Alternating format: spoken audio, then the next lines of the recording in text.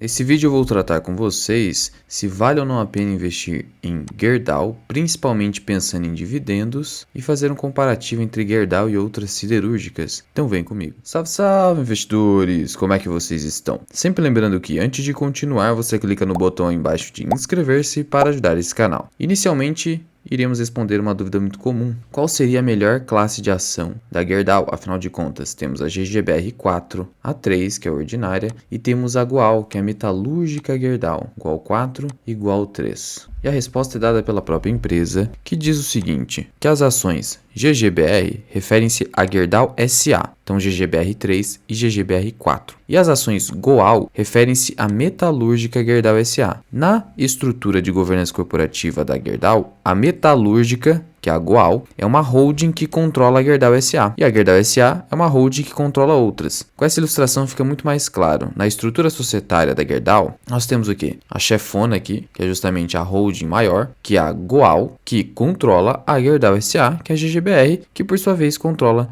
todas essas empresas aqui. Então você tem, por exemplo, a empresa siderúrgica do Peru, você tem a operação nos Estados Unidos, República Dominicana, operação no México, Uruguai, Argentina. Então você percebe que a Gerdau é muito bem espalhada pelo mundo. É uma referência em produção de aço no Brasil e em vários países. Então o primeiro ponto é, você deve optar entre a metalúrgica e a própria GGBR. Como você faz isso? Primeiro ponto, você precisa definir o que você prioriza em uma ação. Você prioriza liquidez? Você prioriza desconto de holding? Você prioriza preço? Em termos de liquidez, a GGBR é a melhor de todas. E todas elas aqui têm 100% de tag along, então você não precisa se preocupar com isso. Então se você fala assim, bom, eu quero que seja mais líquida, eu prezo muito por liquidez, então você vai optar pela GGBR4. Agora, se você preza pela mais barata, você fica com a Goal 4, porque o PVP dela é de 0,70. Alô, mas o PVP da 3 é mais abaixo ainda, só que a liquidez da Goal 3 é muito baixa, algo em torno de R$1 milhão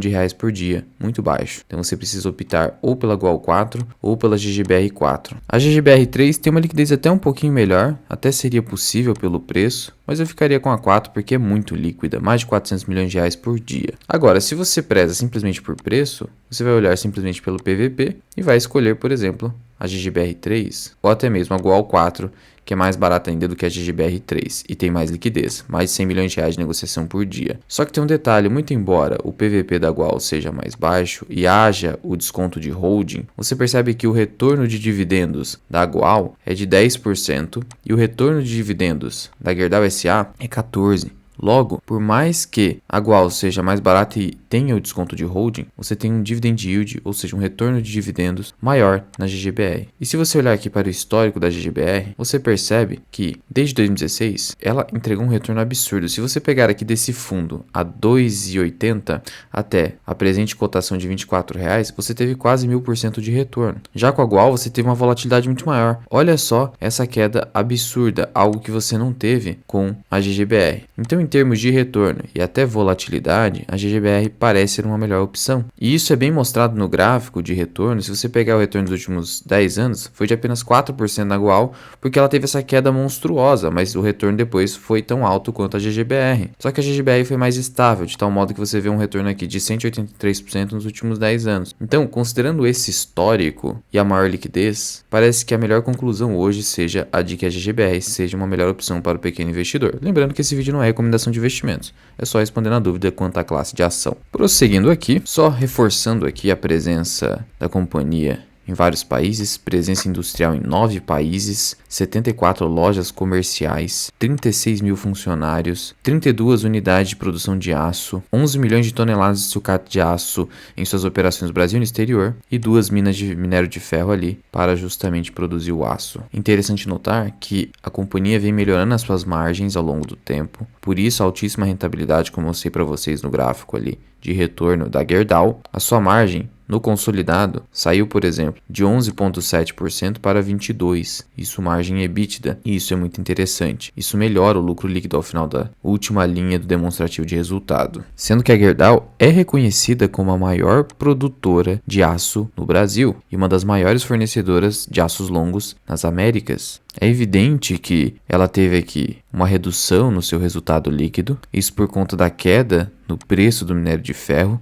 então isso impacta obviamente no preço do aço. Ainda assim, a companhia se mantém lucrativa, o que é muito importante. Vale ressaltar que atualmente o preço do minério de ferro está aqui em $105. Teve uma pequena disparada com especulações de retomada da demanda na China, só que a gente percebe que o patamar atual ainda é muito baixo se você comparar com a média histórica do preço do minério de ferro, que foi, desde quando foi negociado em bolsa, de $120 a $125 a tonelada, de tal modo que esse seria o topo aqui de fevereiro de 2023, um preço mais razoável para o minério de ferro, impactando positivamente tanto nos resultados, por exemplo, de Vale, nas mineradoras, quanto das siderúrgicas, como é o caso da Gerdau. E é por isso que a GGBR4 chegou nesse topo aqui de R$31 e acabou corrigindo, voltando para 20 e poucos reais, fechando a R$25, por conta dessa queda temporária no preço do minério de ferro.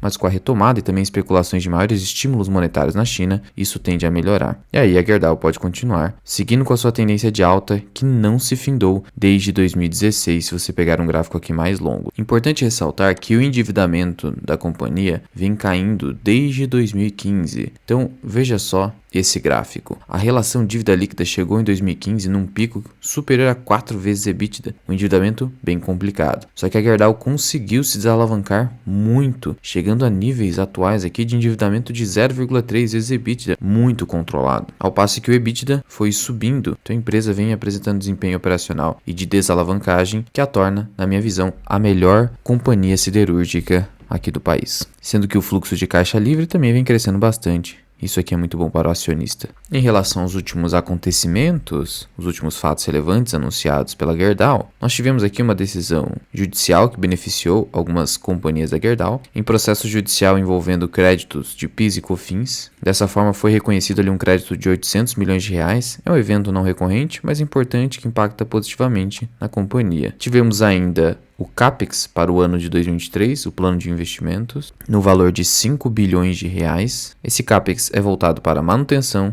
expansão e atualização tecnológica. Então veja, como toda companhia siderúrgica ou até mineradora, nós temos aqui uma empresa que é de capital intensivo, assim como é o caso, por exemplo, de Klabin, que é uma empresa de commodity agrícola, no caso, papel e celulose. Então, você tem aqui que ela gasta boa parte do seu fluxo de caixa justamente para manutenção. Isso é uma empresa de capital intensivo. Para fins de manutenção, exige-se alto capital investido. Mas também há aqui expansão e atualização tecnológica, o que, na minha visão, é o mais importante. É claro que não se pode ignorar a manutenção, porque a empresa precisa disso para continuar operando bem. Mas nosso foco, pensando no futuro, é a expansão e atualização tecnológica. E vale ressaltar o seguinte, desses 5 bilhões, aproximadamente 70% destina-se à modernização, crescimento e atualização tecnológica. Por conta disso, fica bem evidente que, ao contrário da Usiminas, a companhia não precisa de muito dinheiro apenas para manutenção. A menor parte desse plano de investimentos vai para isso, o que a torna, de novo, melhor que a Usiminas. A Usiminas só é mais barata, mas, em termos de qualidade, a Gerdau sola. Olhando-se aqui para os resultados do quarto trimestre de 2022 e do primeiro trimestre de 2023, nós percebemos aqui que a venda de aço acabou caindo, algo que já era esperado. A receita líquida também acabou caindo e, obviamente, o lucro líquido, sendo que a margem líquida da companhia também acabou caindo, pressão inflacionária. Só que o endividamento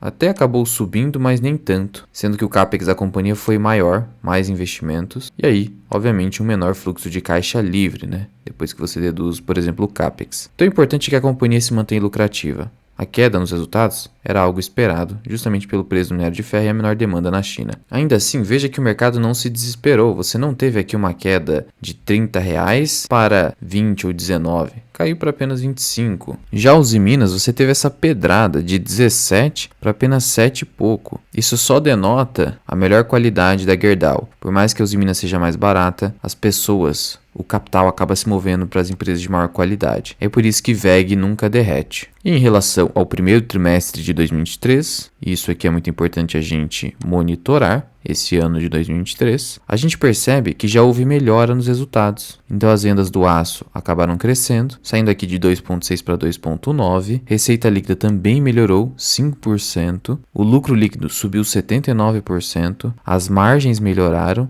ou seja, a companhia vem mostrando recuperação e inclusive se desalavancou. Claro que nesse trimestre o CAPEX foi inferior, aumentando o fluxo de caixa livre, mas o que realmente importa é que as margens melhoraram e também o volume de vendas. Então a gente já começa a verificar sinais de recuperação com Gerdau. Eu não possuo Gerdau na carteira, no passado até tive os em Minas, mas justamente por alguns problemas envolvendo impairments bilionários, acabei me desfazendo da posição, simplesmente por ser barata, não garante o alto retorno, e eventualmente eu posso acabar inserindo Gerdau, que há muito tempo eu já acompanho, já que atualmente eu tenho apenas Vale e CSN Mineração no que toca ao setor de minério de ferro e aço. No caso, o aço seria o caso de Gerdau, mas ainda estou pensando. Qualquer novidade trago para vocês aqui no canal, então já ativa o sininho aí embaixo para não perder nenhum vídeo. Em termos de dividendos, a Gerdau atualmente possui uma política de dividendos interessante, que é melhor do que da Vale, por exemplo, já que ela paga trimestralmente. E isso vem ocorrendo desde 2003. Isso é muito interessante. A cada trimestre pinga um dinheiro na sua conta, sendo que, de acordo com o estatuto da companhia, o payout mínimo é de 30%.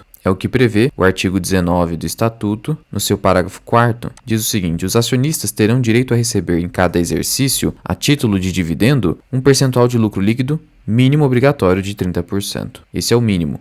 O payout pode ser superior. E olhando-se para o payout atual da companhia, a gente está aqui em 50%, sendo que aqui está o histórico de payout da empresa. Se você pegar um período muito longo, você vai ver que já ficou inclusive aqui em 2015 em momentos de negatividade. Só que a média acaba sendo de 20%. Só que agora, como é 30% ela vem sendo lucrativa, a gente vê que ela vem conseguindo manter isso. Desde 2021 vem crescendo o payout, conseguindo manter acima de 30%. Ou seja, um payout bem elevado, 50%. Acontece que, diante do caráter mais cíclico do aço e do minério de ferro, é importante ressaltar que é muito difícil você colocar a Gerdau, por exemplo, numa carteira previdenciária que você vai carregar por tempo indefinido. Apesar de que podemos perceber aqui que com Gerdau desde 2016 não houve nenhum momento que você precisasse realmente vender a empresa. Ela vem crescendo desde então. Logo, ela vai fechar 10 anos de crescimento, apresentando aí lucro líquido todos os anos a partir de então.